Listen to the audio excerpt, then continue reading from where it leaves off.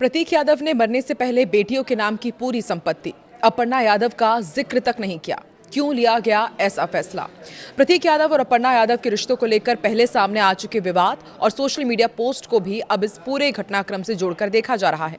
सूत्रों के हवाले से दावा किया जा रहा है कि प्रतीक यादव ने अपनी पूरी संपत्ति अपने दोनों बेटियों के नाम कर दी थी और इसके लिए पहले से एक वसीयत भी तैयार करवाई गई थी। सबसे ज्यादा चर्चा इस बात को लेकर हो रही है कि इस कथित वसीयत में उनकी पत्नी अपर्णा यादव के नाम किसी भी संपत्ति का जिक्र आखिर क्यों नहीं किया गया है। सवाल यही कि प्रतीक यादव ने पत्नी अपर्णा को छोड़कर बेटियों के नाम पर पूरी संपत्ति क्यों कर दी। आइए जानने की कोशिश करते हैं। नमस्कार, मैं हूं आकांक्षा और आप देख रहे हैं न्यूज़ 18 का डिजिटल प्लेटफॉर्म। प्रतीक यादव के निधन के बाद यादव परिवार से जुड़ी एक बड़ी और चौंकाने वाली चर्चा हो रही है। इसमें कहा जा रहा है कि प्रतीक यादव ने अपनी पूरी संपत्ति को लेकर पहले ही एक वसीयत तैयार करवा ली थी, जिसमें सारी संपत्ति अपनी दोनों बेटियों के नाम कर दी गई है। सबसे ज्यादा हैरानी की बात यह बताई जा रही है कि इस कथित वसीयत में उनकी पत्नी अपर्णा यादव के नाम किसी भी तरह की संपत्ति का जिक्र नहीं किया गया है।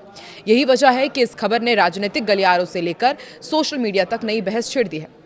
लोग दरअसल ये जानने की कोशिश कर रहे हैं कि आखिर ऐसी क्या परिस्थितियां बनी कि प्रतीक यादव ने इतना बड़ा फैसला लिया। खास बात यह भी है कि इस कथित वसीयत में बेटी की उम्र को लेकर भी शर्तें रखी गई है, जिनके तहत एक निश्चित उम्र के बाद ही संपत्ति बेचने या उसके पूरे अधिकार मिलने की बात कही गई है। सूत्रों के मुताबिक प्रतीक यादव की वसीयत में साफ रूप से लिखा गया है कि प्रतीक यादव की संपत्ति उनकी दोनों बेटियों को ही मिलेगी। इतना ही नहीं, इसमें एक महत्वपूर्ण शर्त भी रखी गई है। बताया जा रहा है कि बड़ी बेटी को 25 से 27 वर्ष की आयु पूरी होने के बाद ही संपत्ति बेचने या अपने हिसाब से इस्तेमाल करने का अधिकार मिलेगा। तब तक संपत्ति का इस्तेमाल तो किया जा सकेगा, लेकिन उसे बेचा नहीं जा सकेगा। इस कथित वसीयत की खबर सामने आने के बाद अब राजनीतिक गलियारों से लेकर सोशल मीडिया तक चर्चाओं का दौर तेज हो गया है। सबसे बड़ा सवाल यही उठ रहा है कि आखिर प्रतीक यादव ने ये वसीयत पहले से क्यों तैयार करवाई थी? क्या उन्हें किसी अनहोनी की आशंका थी या फिर इसके पीछे पारिवारिक परिस्थितियां जिम्मेदार थी? फिलहाल इन सवालों का कोई आधिकारिक जवाब सामने नहीं आया है, लेकिन चर्चाएं लगातार तेज है।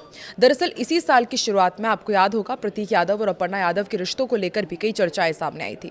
सोशल मीडिया पर प्रतीक यादव की तरफ से कुछ ऐसी टिप्पणियां की गई थी जिसके बाद दोनों के बीच मतभेद की अटकलें तेज हो गई थी। यहां तक कि एक पोस्ट में अपर्णा यादव को फैमिली डिस्ट्रॉयर तक कहा गया था। इसके बाद सोशल मीडिया और राजनीतिक हलकों में तरह तरह की प्रतिक्रियाएं देखने को मिली थी। हालांकि बाद में जनवरी के अंतिम दिनों में प्रतीक यादव ने एक वीडियो जारी कर कहा था कि दोनों के बीच कुछ कहासुनी जरूर हुई थी, लेकिन अब सब कुछ सामान्य है। इस बयान के बाद लोगों ने राहत जरूर महसूस की, लेकिन सूत्रों का दावा है कि अंदरूनी तौर पर हालात पूरी तरह से सामान्य नहीं थे। अब जब कथित वसीयत की बातें सामने आ रही है तो इसे उसी विवाद से जोड़कर भी देखा जा रहा है। लोग ये जानने की कोशिश कर रहे हैं कि आखिर ऐसी क्या परिस्थितियां बनी कि प्रतीक यादव ने अपनी पूरी संपत्ति बेटियों के नाम कर दी और पत्नी अपर्णा यादव का जिक्र तक नहीं है। हालांकि इस पूरे मामले में अभी तक परिवार की ओर से कोई भी आधिकारिक बयान सामने नहीं आया है और न ही वसीयत को लेकर सार्वजनिक रूप से पुष्टि हुई है। लेकिन सूत्रों के हवाले से सामने आई इस जानकारी ने यादव परिवार और उत्तर प्रदेश की राजनीति में नई चर्चाओं को जरूर जन्म दे दिया है।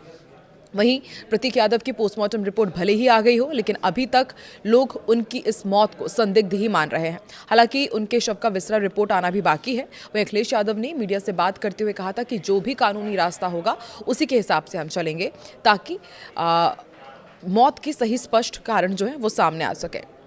प्रतीक यादव की मौत को हर किसी ने इसलिए स्तब्ध कर दिया था क्योंकि वो बहुत ही फिट थे, अपने स्वास्थ्य के प्रति सजग भी रहते थे, लेकिन उनकी मौत ने कई सवाल खड़े कर दिए। यहाँ तक कि एक एनजीओ ने हत्या की आशंका जताते हुए एनएचआरसी से शिकायत भी की है। प्रतीक यादव को लेकर कई तरह की जानकारी सामने आ रही है कि वो कई बीमारियों से ग्रसित थे, उनका इलाज भी चल रहा था और वो इसके लिए विदेश तक जाते थे। हालांकि इस बीच प्रतीक यादव की डॉक्टर रुचिता शर्मा ने कई बड़ी जानकारी दी है। उन्होंने बताया कि प्रतीक एक्सरसाइज करते थे, फ्रीक्वेंट ट्रैवल करते थे, ज़्यादा सतर्क नहीं थे, एक्सरसाइज पहले करते थे, अब नहीं कर रहे थे। यहां तक कि उन्होंने फैटनेस का ऑपरेशन भी कराया था। डॉक्टर रुचिता ने बताया कि प्रतीक की लाइफस्टाइल ने उनके हेल्थ को खराब कर दिया था। एंजाइटी की दवाई कभी कभार वो लेते थे। वो एक्सरसाइज करना चाहते थे पर कर नहीं पाते थे।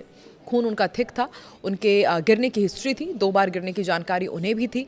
इस बीमारी ने बताया जाता है कि जब गिरते हैं तो बीमारी में कुछ लोगों को निशान भी हो जाते हैं और ये भी हमने देखा कि उनके पोस्टमार्टम रिपोर्ट में 5 से 6 जगह चोट के निशान थे। तो क्या ये वही चोट के निशानों का जिक्र किया जा रहा है या वाकई आपको भी लगता है कि प्रतीक यादव की मौत संदिग्ध है? और एक और बड़ा सवाल कि आखिर अपनी बच्चियों के नाम उन्होंने पूरी वसीयत क्यों की, अपनी पत्नी अपर्णा यादव का उन्होंने जिक्र क्यों नहीं किया है? कमेंट सेक्शन पर आपको क्या लगता है, कमेंट जरूर करें।